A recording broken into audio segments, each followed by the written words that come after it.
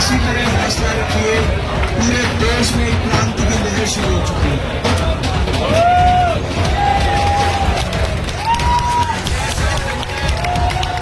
तैयारी चल रही है।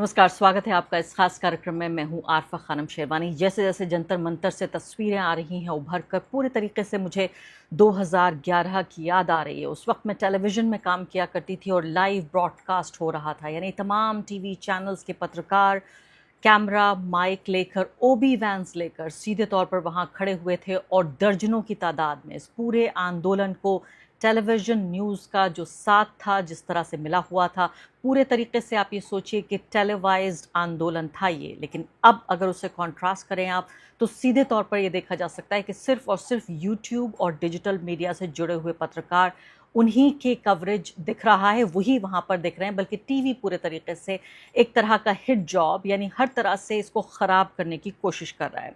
फिलहाल इस वक्त बड़ी खबर ये है कि सोनम वांगचुक ये कह रहे हैं कि वो इलीगल डिटेंशन में हैं, गैर कानूनी तरीके से उनको हिरासत में लिया गया है। और कपकपाते हाथों से सोनम वांगचुक ने ये जो नोट लिखा है, हैंड रिटन नोट, वो उनकी पत्नी ने उसको ट्वीट किया है। बेहद महत्वपूर्ण है ये समझना कि क्या लिख रहे हैं। अगर 4 शब्द कहने को तो मुझे पता है कि 4 किताबें लिख देते वांगचुक, लेकिन अगर उन्हें 4 शब्द लिखने होते तो क्या कहते वांगचुक? वही 4 शब्द मैं आपको बताना चाहती हूँ। 20 जुलाई उन्होंने लिखा है, आज़ादी का दूसरा आंदोलन, भय मुक्त भारत, अन्याय मुक्त Bharat, freedom from injustice like paper leaks. और जब ये बात कर रहे हैं वांगचुक जी, जब फिर से पेपर लीक की खबरें आ रही हैं, मैं आपको सुनाऊंगी, अभी बताऊंगी ये खबरें भी। और freedom from fear, my illegal detention, मेरा गैर कानूनी तरीके से मुझे हिरासत में रखा गया है। इंडिया का दूसरा फ्रीडम मूवमेंट है, March two the parliament, please make it a big success. हम आम लोगों से अपील कर रहे हैं कि लोग जो हैं इसको बड़ी कामयाबी बनाएं। ये हैंड रिटन नोट कपकपाते हाथों से, थरथराते हुए, जिस तरह से लिखा होगा, सोचिए कि उस कमज़ोर से शरीर में 20 दिन तक कुछ न खाने के बाद क्या कुछ बचा होगा। लेकिन जो जज्बा है, जो स्पिरिट है, वो जो रीढ़ की हड्डी है, जो सिर्फ हड्डी से नहीं लगता है स्टील से बनी हुई है, वो सीधे तौर पर देखी जा सकती है। Sent through Gitanjali from my illegal detention at Safdarjung. Safdarjung में उनके इलीगल डिटेंशन से, गैर कानूनी तरीके से हिरासत में रखे हुए जो सोनम वांगचुक हैं वो लिख रहे हैं। लेकिन इसमें एक बड़ी बात, जब मैंने आपको बताया कि पत्रकार जब लाइव कवरेज कर रहे थे और पूरे तरीके से सपोर्ट कर रहे थे, न सिर्फ के कवरेज कर रहे थे बल्कि कवरेज के दौरान बाकायदा लगता था कि कार्यकर्ता हैं। और मैं उस वक्त फील्ड में तो थी, लेकिन उससे ज़्यादा स्टूडियो में एक एंकर के तौर पर मैं मौजूद रहती थी। और तरह तरह से, आप ये सोचिए, पूरे दिन भर शिफ्ट लगा करती थी रिपोर्टर्स की, और अलग अलग रिपोर्टर्स मैदान में जाके, दर्जन भर एक चैनल से रिपोर्टर्स सिर्फ एक ही बीट कवर कर रहे होते थे, सिर्फ एक ही खबर कवर कर रहे होते थे। लेकिन इस वक्त आप देखिए तो पूरे तरीके से इस बात का आभास हो रहा है कि हमला हो सकता है। सरकार ने जो ठान लिया है कि किस तरह से इस पूरे प्रोटेस्ट मूवमेंट को ख़त्म किया जाएगा। अब सोनम वांगचुक के जाने के बाद भी, यानी उनके प्रोटेस्ट साइट से उठ जाने के बाद, या उठा दिए जाने के बाद,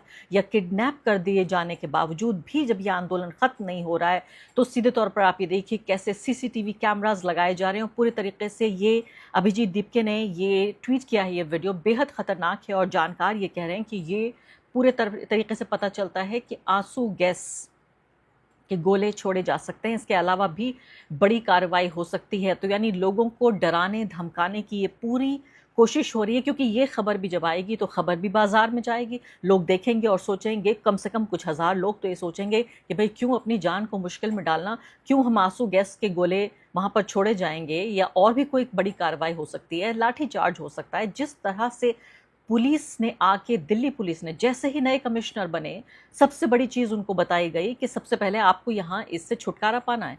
तो ये तस्वीरें जो सामने आप देख रहे हैं, ये अपने आप में पूरे तरीके से ये बताती हैं कि किस तरीके से ये जो पुलिस है 40 डिटेंशन बसों के साथ रेडी है जंतर मंतर के दोनों साइड पर, ये खबरें आ रही हैं। इसके अलावा टियर गैस को लॉन्च करने की पूरे तरीके से तैयारी हो रही है। वाटर कैनन, जैसे मैंने कहा कि पानी का इस्तेमाल भी किया जा सकता है, ये बात भी हो रही है। और साथ साथ आप ये देखिए कि क्या करना चाहते हैं, क्या मांग रहे हैं ये लोग। क्या कह रहे हैं कि सरकार का तख्ता पलट कर देंगे, क्या कह रहे हैं कि हम चुनाव लड़ेंगे, क्या कह रहे हैं कि हम कोई क्रांति करेंगे। सिर्फ इतना कह रहे हैं कि हमें शिक्षा मंत्री का इस्तीफा चाहिए और हमारे छात्रों के लिए हमें इंसाफ चाहिए। सिर्फ इस बात को कहने के लिए आप सोचिए ये बेदर्द सरकार किस तरह से क्रैक डाउन कर रही है। ये अपने आप में हैरान और परेशान कर देने वाली बात है। और नरेंद्र मोदी जी को यहाँ मैं एक बात बताना चाहती हूँ कि उनके जो एडवाइज़र्स हैं, उनके जो सलाहकार हैं, वो उनके दुश्मन हैं। आप यकीन जानिए, अगर इस तरह का क्रैकडाउन नहीं होता तो हो सकता है ये आंदोलन इतना बड़ा नहीं होता। रात भर लोग वहाँ पर मौजूद थे, हज़ारों की तादाद में लोग थे। अभी तक जो है धर्मेंद्र प्रधान का इस्तीफा मांगा जा रहा था, अब नरेंद्र मोदी को सत्ता से बेदखल करने के नारे वहाँ पर लग रहे हैं, क्योंकि लोगों का गुस्सा कई गुना बढ़ गया है। जिस तरह से सोनम वांगचुक के साथ नाइंसाफ़ी करते हुए और वांगचुक के ही शब्दों में उनको गैर कानूनी तरीके से डिटेन करने की ये पूरी जो एक नापाक कोशिश है, मुझे लगता है नरेंद्र मोदी के जो सलाहकार हैं, उनके जो एडवाइज़र्स हैं, वो उनके सबसे बड़े दुश्मन हैं। क्योंकि अगर इस तरह से ये कार्रवाई सोनम वांगचुक के ऊपर नहीं होती और सोनम वांगचुक वहीं मौजूद रहते तो ये इतना बड़ा प्रोटेस्ट नहीं बनता। लेकिन दूसरी तरफ यही इसका काउंटर आर्ग्यूमेंट ये भी है कि अगर सोनम वांगचुक की वहीं बैठे और लेटे हुए धरना प्रदर्शन के दौरान अगर उनकी जान निकल जाती तो फिर क्या होता, देश में किस तरह का बवाल होता। तो डर गए नरेंद्र मोदी। जी हाँ, 56 इंच के सीने वाले मोदी को डर लगता है, बहुत डर लगता है। और जब डर लगता है तो गला सूखता है। लेकिन इसका एक शॉर्टकट ये भी हो सकता था कि वो धर्मेंद्र प्रधान का इस्तीफा ले लेते। लेकिन इस सरकार का एरोगेंस आप देखिए, अहंकार, कि एक छोटे मंत्री, बड़े मंत्री, कोई विधायक, कोई काउंसलर तक यहाँ पर इस्तीफा नहीं देता, गांव का प्रधान भी इस्तीफा नहीं देता। इस सरकार में इस्तीफे नहीं होते इसी अहंकार से। ज़्यादा आसान था नरेंद्र मोदी के लिए इतना बड़ा काम करने से ज़्यादा पूरी दिल्ली पुलिस को अपने ही देश में, देश की राजधानी में धरने पर बैठे हुए छात्र और छात्रों के नेता, उनके ऊपर इस तरह से भयंकर क्रैकडाउन करने से तो ये बेहतर था कि वो एचआरडी मिनिस्टर का, शिक्षा मंत्री का इस्तीफा ले लेते, या कम से कम इतना तो करते मोदी जी, उनसे मिलने तो भेज देते। मैं पहले भी इस बात को कह चुकी हूँ और फिर से इस बात को कह रही हूँ कि सीधे तौर पर ये ज़्यादा आसान था कि नरेंद्र मोदी अपने शिक्षा मंत्री को मिलने भेजते। हालांकि फ़र्ज़ उनका ये बनता था कि 20 दिनों से धरने पर बैठे हुए ये लोग, सिर्फ धरना नहीं बल्कि भूख हड़ताल पर बैठे सोनम वांगचुक से मिलने के लिए नरेंद्र मोदी खुद आते या अमित शाह को भेजते। लेकिन वैसा कुछ भी नहीं होने जा रहा है। आप जानते हैं, छोटा मोटा नेता भी मिलने नहीं आया। अब यहाँ पर सोनम वांगचुक ने जो है वो पंचशील, यहाँ जो योगेंद्र यादव हैं उनके ज़रिए ये वीडियो आया है, वो वहाँ पर देर रात तक मौजूद थे और योगेंद्र यादव ने बताया है कि 5 प्रतिज्ञाएं सोनम वांगचुक की हैं। ये क्या हैं ये प्रतिज्ञाएं? कल से पहले, यानी कल के मार्च की बड़ी तैयारी है। और इससे पहले क्या है, मार्च में सिर्फ एक झंडा होगा, तिरंगा, किसी पार्टी या संगठन का नहीं होगा। हाथ में या तो संविधान या फिर गांधी, अम्बेडकर या भगत सिंह की तस्वीर होगी। आप में से जो लोग भी इस प्रोटेस्ट में शामिल होने के लिए सोच रहे हैं, प्लान कर रहे हैं, उन लोगों के लिए इस वीडियो को देखना बहुत ज़रूरी है। ज़बान पर कोई नेगेटिव नारा नहीं होगा। जय हिंद, भारत माता की जय, इनकलाब जिंदाबाद, जय भीम जैसे नारों की गूंज होगी। मैं सोच रही थी, एबीपी न्यूज़ की पत्रकार कह रही थी कि देखिए आपके यहाँ तो बड़ी प्रॉब्लमेटिक एंटी नेशनल चीज़ें हो रही हैं। जब पूछा अभिजीत दीपके ने कि क्या एंटी नेशनल बात हुई है, तो उन्होंने कहा कि इनकलाब जिंदाबाद के नारे लगाए जा रहे हैं। इससे ज़्यादा प्रॉब्लमेटिक, इससे ज़्यादा एंटी नेशनल और क्या होगा? आप सोचिए, आज की तारीख में ये 20, 22, 25 साल के छोटे छोटे यंग रिपोर्टर्स, जो खुद इनको क्रांतिकारी बनना था, संविधान को मजबूत करना था, मीडिया की आवाज़ को मजबूत करना था, आम लोग, गरीब लोगों की आवाज़ को उठाना था, वो आज कह रहे हैं कि इनकलाब जिंदाबाद। समस्या है उन्हें इस नारे से, वही नारा जिसने हमें आज़ादी दिलाई। जिन नारों में से एक इनकलाब जिंदाबाद कहते, ऐसा लगता है कि पूरे शरीर में खून का जो दौरान है वो तेज़ हो जाता है। इनकलाब जिंदाबाद, लेकिन वो एंटी नेशनल हो गया है। आचार व्यवहार में अनुशासन होगा। मंच या वॉलंटियर्स जो हैं, जो निर्देश देंगे उनका सब पालन करेंगे और करवाएंगे भी। और मन में एक संकल्प होगा, किसी तरह किसी को कोई हिंसा बिल्कुल भी नहीं करनी है, हमला चाहे जैसा भी हो, हाथ हमारा नहीं उठेगा। यानी एक पूरे गांधीयन मॉडल पर ये पूरा प्रदर्शन करने की तैयारी हो रही है। और मैं चाहती हूँ कि योगेंद्र यादव का ये छोटा सा वीडियो आप देखिए। अब इस बड़ी लड़ाई में 5 सूत्रों का पालन करेंगे। पंचशील, 5 तरह के शील।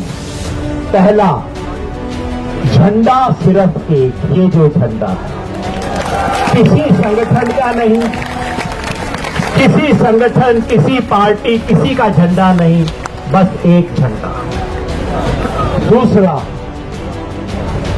हाथ में किताब, या तो संविधान या गांधी, अंबेडकर, भगत सिंह या ऐसे किसी महान व्यक्ति का, महान व्यक्ति, महान औरत, ऐसे किसी का फोटो लेके चलेंगे और कुछ नहीं।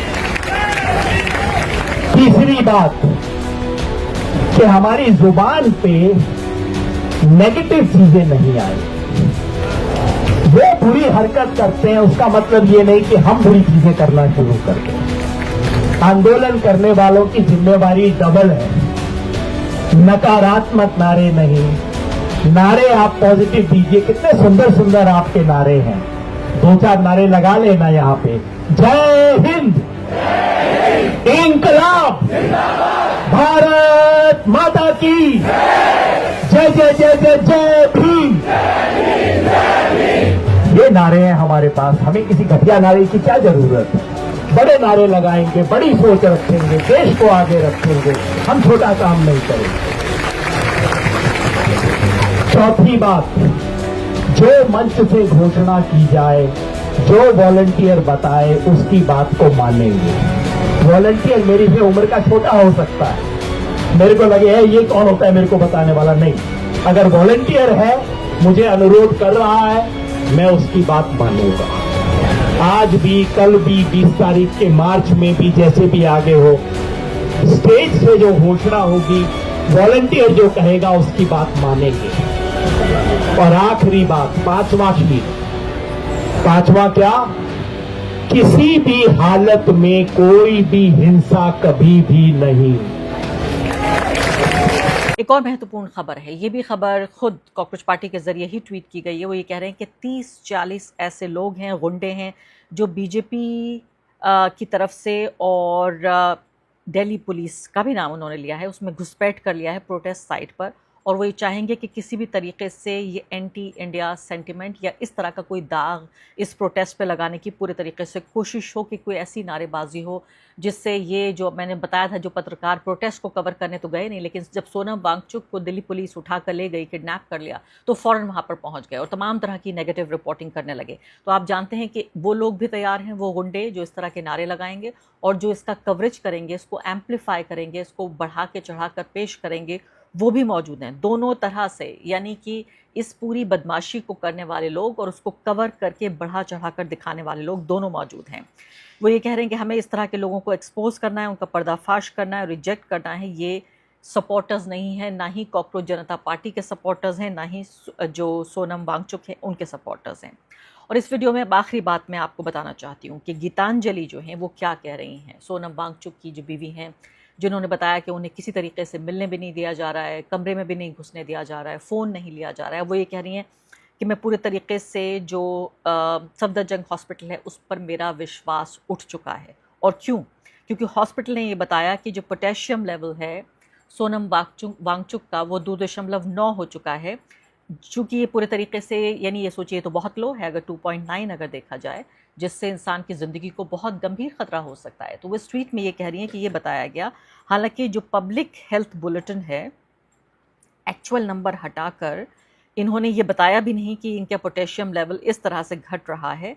और 10 घंटे बाद जब बार बार उनसे कहा गया तो उनका ब्लड का सैंपल लिया गया 10:30 बजे, इंडिपेंडेंट लेबोरेटरी ने लिया, तो उसके बाद 3.5 आया। तो 2.9 से 3.5। सबसे बड़ी बात क्या है कि क्या सरकार के इशारे पर सफदरजंग अस्पताल झूठ बोल रहा है? सोनम वांगचुक की हालत क्या है? क्योंकि पूरे देश की नज़र राष्ट्रीय तो नहीं कवर कर रहा है, लेकिन अंतर्राष्ट्रीय मीडिया ज़रूर कवर कर रहा है। पूरे अंतर्राष्ट्रीय मीडिया की नज़र इस वक्त भारत पर, भारत की राजधानी दिल्ली और दिल्ली के जंतर मंतर, साथ ही सफदरजंग अस्पताल पर है। और सीधे तौर पर वो ये सवाल पूछ रहे हैं, देख रहे हैं, मिनट बाय मिनट इसका अपडेट ले रहे हैं, तो क्यों ये इसको हटाने की कोशिश की गई। यहाँ पर ये सीधे तौर पर ये कह रही हैं उनकी पत्नी गीतांजलि कि मुझे बिल्कुल विश्वास नहीं है सफदरजंग अस्पताल पर। तो इस मामले पर लगातार मेरे चैनल पर आप ये रिपोर्टाज देखते रहेंगे, आपको पल पल की खबर हम दिखाएंगे और साथ साथ ग्राउंड पर जाकर जो 20 जुलाई का ये पूरा प्रोटेस्ट मार्च होने जा रहा है, इसका कवरेज भी आप देखेंगे, ग्राउंड ज़ीरो से वो कवरेज देखेंगे। आप अगर तैयारी कर रहे हैं जाने की वहाँ पर, तो भी इस वीडियो को ज़रूर देखिए। जो ख़तरा है उसको भी भांपिए, क्या साजिश हो सकती है उसको भी देखिए, किस तरह से षड्यंत्र करने की कोशिश हो रही है ये भी देखिए। मैं सीधे तौर पे यहाँ पे कहना चाहती हूँ, यहाँ एक डिस्क्लेमर कि मैं ना सपोर्टर हूँ और ना ही विरोधी हूँ इस मूवमेंट की। मैं सिर्फ ये कह रही हूँ कि जो मुद्दे सोनम वांगचुक उठा रहे हैं, कॉकरोच जनता पार्टी उठा रही है, मैं उन मुद्दों की समर्थक हूँ और कभी भी बहुत आदर्श कोई प्रोटेस्ट हमको नहीं मिलेगा। फिलहाल ये सरकार के विरोध में, सरकार की नीतियों के विरोध में और हमारे युवाओं के समर्थन में ये प्रोटेस्ट मार्च है और इन मुद्दों से मैं सहमत हूँ, इसलिए यहाँ पर आपके सामने ये प्रोटेस्ट की पूरी कवरेज इस चैनल पर आप लगातार देखेंगे।